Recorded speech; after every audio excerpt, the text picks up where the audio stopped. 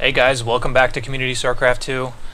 I'm your host Magnet, and as you can see on the screen here, ZvZ unit compositions and micro are on the menu today.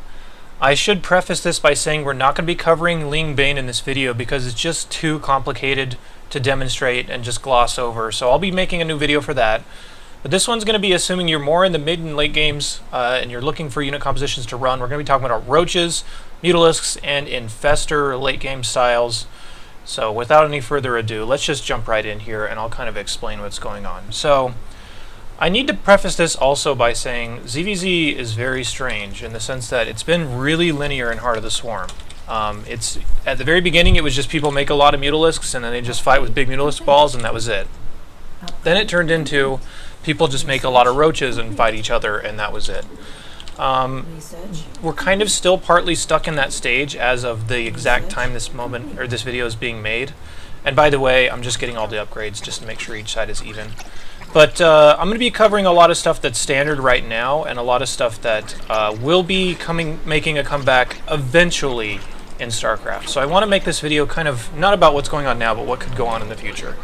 The first thing we need to make sure of, though, is that in any fight in ZvZ, especially with roach compositions, if we have equal numbers of roaches fighting each other, you can see that concaves mean everything. Just getting the first few shots in a concave like this will turn a battle immensely into your favor. So, especially for roach versus roach, things like upgrades and concaves are going to be the things that win or lose games. So you can see just because the red player on the right, which is the one we're going to be focusing on for this video, was spread out and the blue player was clumped up, the spread just completely crushes and you can see the amount of roaches left over after the fight. So that's something you always need to make sure you're doing. Get amazing surface area anytime you're fighting. Now later in the game, let's say your opponent just sticks on roaches, and you can start splashing in hydralisks, which have really good damage, but they don't deal well with being attacked because they die too quickly. So what you want to do is you're going to fight just a purely roach composition. We're going to show you why you're eventually going to get into hydras. Again, get a decent concave, and you can see all the hydralisks in the back are firing, while some roaches for blue are not. And what you want to do is kind of pull your hydralisks back just a little bit and assure that they're not taking damage if you can help it. If they start to take damage, try to pull them back and let roaches eat the damage instead. Eventually, you'll be able to get to a point where the roaches just wasted too many shots on your roaches, and you should have a lot of hydras left over. Now let's say they start going Roach Hydra to kind of mimic your composition because they arrived at the same conclusion. Some people like Infestors, but I think something we're going to start seeing in the near future is things like Speed Banelings, assuming Hydras ever get common, or maybe this is what's preventing it from being too common in the first place. But if this comes up, just get your Banelings on the side and kind of roll them through the middle of the army the best you can. You can see that if you get good connections on the Hydras, his army basically just disappears. This is probably a lot more theoretical unit composition, but still something you should be aware of in case your games get to that point. The other thing we're going to talk about, and I'm sorry my phone is going off in the background. The other thing we're going to talk about is if your opponent decides to stay on Mutalisks for a long time with the idea that Banelings are really good against Hydras. And what you want to do is start mixing in Infestors, and if you can nab those Banelings with Fungals, you can see you have to kind of anticipate a little bit as far as where they're going to go. And you can kill those Banelings without them doing much damage, then drop some Infested Terrans. Then you're left with basically Hydras versus Mutas left over.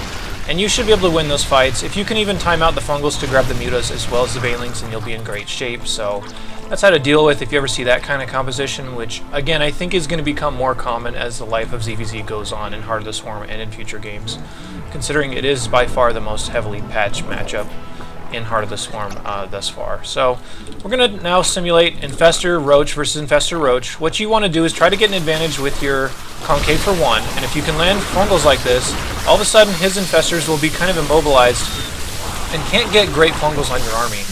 Then of course if you can burn the rest of your Infestor's energy with, or rather Infestor energy with Infested Terrans, then you can start absorbing a lot more roach shots. You can take some of his Infested Terran shots, and the Hydras being in there, again, you can see the basics leftovers are Hydras and Infestors. So the idea there is just getting him in a really good position to lock him down with Fungals and get a good concave on him. And concaves are immensely important in every single fight, so you really can't understate that. So next we're going to talk about Mutalisks, and this looks reversed from a fight that we saw earlier. Let's say that you are the Mutaling player, and you have a sufficient number of Banelings, and you want to try to keep his unit count as low as you can, whether it's through the Mutas or through Ling Run-bys or whatever. So let's say he comes up with this, but he doesn't quite have Infestors out. If you can get to this point, What you really want to do is you want to try to get your banelings into the center of his army the best you can, so just kind of walk in there and then detonate when you get to that point. Getting a full surround on these types of armies, especially with the Mutas composition, if you're going to stay on Zergling, is a really big deal.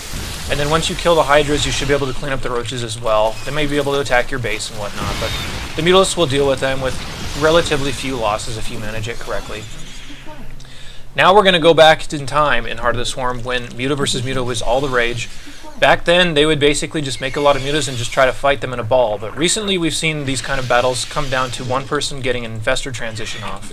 And if this happens, then if you can land fungals on his Mutas, it will be no contest. You can see I'm trying to bait the blue Mutas back to kind of clump them up a little bit more, and then once you can start chaining these fungals together, you don't need too many Infestors, maybe 6. You can even move your Mutas out of the way so they stop taking damage while his are taking damage.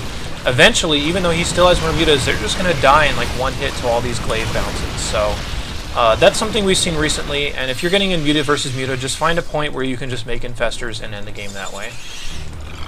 Finally, the composition looks fairly similar once again, but this time we're going to simulate if he actually does have Infestors and a lot of Hydras just because he's worried about your Muta count. Not too many Roaches here, but it's not really going to change the battle too much. So what I'm going to do is I'm just going to spread and attack in as a Muta player, and notice that my Zergling count is extremely high and my Muta count is relatively low. I'm even fungling the Banelings to make sure that they don't do any damage, but if you have enough Zerglings and even just a few Banelings can squirt through, then you should be able to plow through that kind of army. But note that my Muta count was pretty low, and that even though I was just controlling the enemy the whole time, I couldn't even hold off those attacks, just because of the spread, and just because of the amount of Zerglings that were in there as well.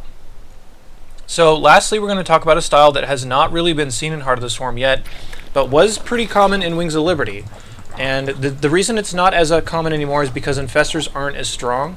But I feel over time they will change this matchup to a point where this will start to become relevant again.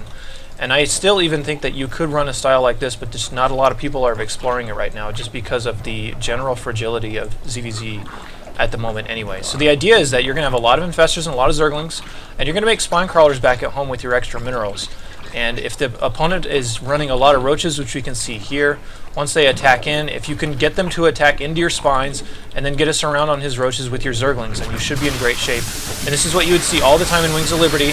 The fungal damage isn't that different from Wings of Liberty, so this still should be, reasonably viable, especially on larger maps, which is something we need to take into account as well. But you can see, if you can hold off attacks like that and keep your Infestors alive, the transition after this was usually into Ultralisks, which you can see here. And once you get into Ultras against, more of a Roach Hydra type of composition, there's not a lot they can support it with.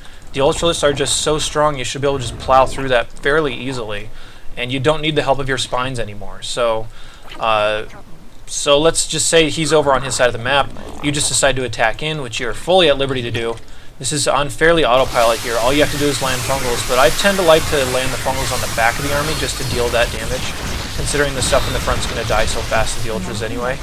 And if you get to that point, obviously you can start dropping Infested Terrans, but the Ultralists, you can see, really shine through in those types of fights. So this style may become more popular as time goes on. I just wanted to include it because that's something you could try in your own games, but I think it's something that's going to get more and more popular the longer Heart of the Swarm is out and if we get into Legacy of the Void.